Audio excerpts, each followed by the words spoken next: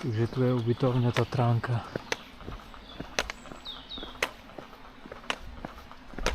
Takže 10 hodín.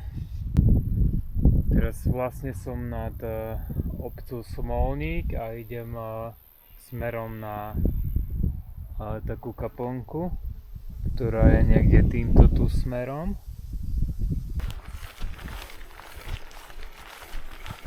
No a tu je tá kaplnka, v ktorej som plánoval prespať. Takže takto to vyzerá.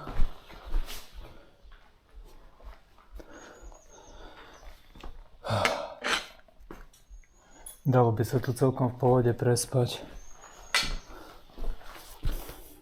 Konečne po dlhej dobe je aj pekné počasie. Je slnečno. Ráno bola do zima. Zimný vietor fúkal. V štorských kúpeľoch bolo 4 stupne. Takže som musel ísť v nohaviciach a v bunde. Ale teraz už sa pomaly otepľuje. A hádam to dneska aj najbližšie dni vydrží.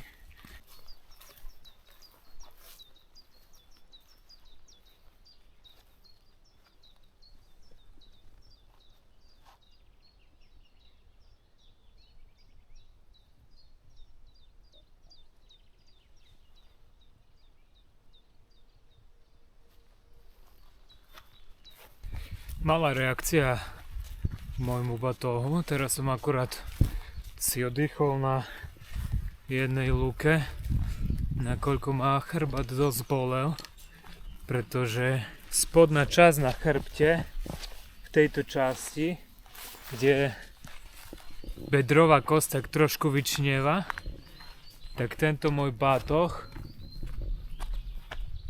Osprey Kestrel 38 ma trošku tlačí na tom bode, na tej kosti, čo vytrča, a dosť ma to bolí celú dobu, odkedy chodíme sem pečku. Teraz som to vyriešil takým spôsobom, že som tam si zakásal zápas bavlnené rukavice, takže mi to zmäkčujú tú časť. Takže teraz ma absolútne nič nebolí. Takže neviem, či ten Airscape systém je najlepšie riešenie na také batohy, v ktorých nosíte väčšiu váhu. Som trochu zadýchaný, lebo kráčam do kopca. Je to veľký diskomfort, keď nemáte pohodlný batoh. Si potom neužijete tú cestu tak, jak by ste si užiť mali.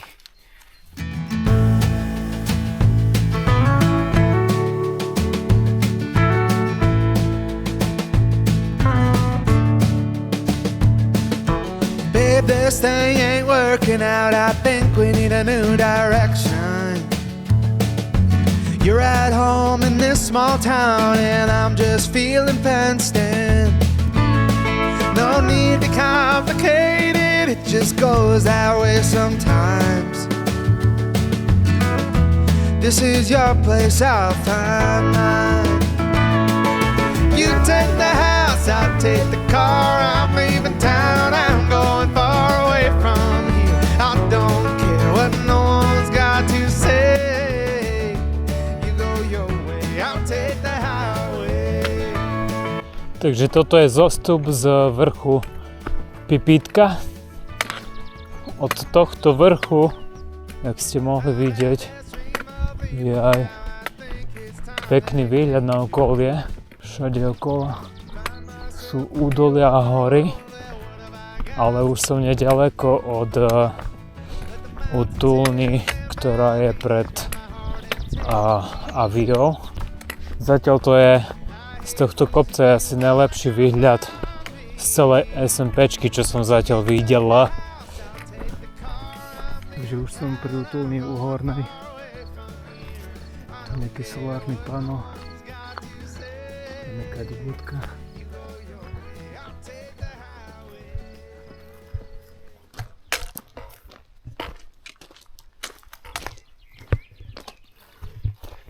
Hej, čau, čau, Ja čau. som ti išiel volať, že ako Hej. chceš pizzu. Hej. Tak si vyber. Pizzu? Lebo Idete tam ideme objednávať zavolať. pizzu? No, ideme objednať. Ty nás perfektne dobehol. Čomu? My sme tu 10 minút. Hej. No, keď sme ešte takovali. My sme si síce tam na takej lučine, kde boli také brezy, tam sme si síce dali pauzu, tam sme si normálne navarili obed. A akože sme sa fakt dneska tak úplne, že oddychovo tiež. sme išli. Ja som sa na lúke zastavil, som poležal, povegetil No, trochu. my sme tam obed varili tiež, no. Ale tu si nás dobehol rýchlo, lebo hovorím, my sme tu možno 10 minút. A ja som stretol takého typka s dievčaťom.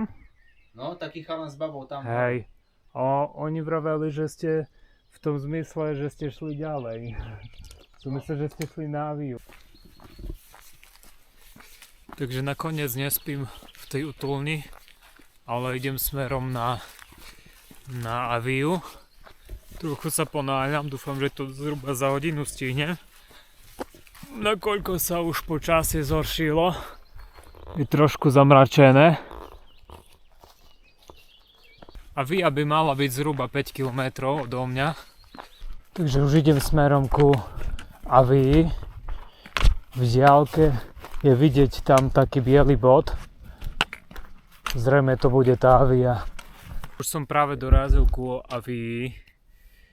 Není to práve najčistejšie a najpohodlnejšie pre spanie. Dosť to tam smrdí jak v autobuse. Tam veľa much, veľa bláta na zemi. Vyzerá to nejak takto.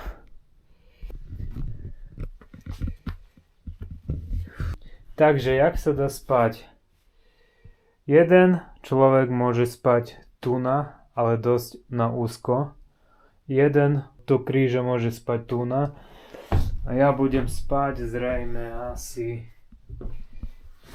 tu na. Tam si dám nohy a tu budem mať hlavu. Otvoril som okienka, že by sa tu trochu vyvetralo. Tak hádam sa, mi tu bude spať dobre. A keď som si to predstavoval trošku väčšie, ale výhľad stáďal je nádherný. Takže toto je tá Avia, kde dneska prespím. Takže už je 9:30. Nie, už je 10. Tu som si pripravil lôžko na spanie. Takže je 10 hodín. A ja už zhruba za pol hodiny pôjdem spať. Večeru som nejedol, nie som veľmi hladný. Možno si dám ráno viacej. Takže týmto končím môj deň. Idem si možno ešte čítať knižku v noci a idem spať. Takže dobrú noc.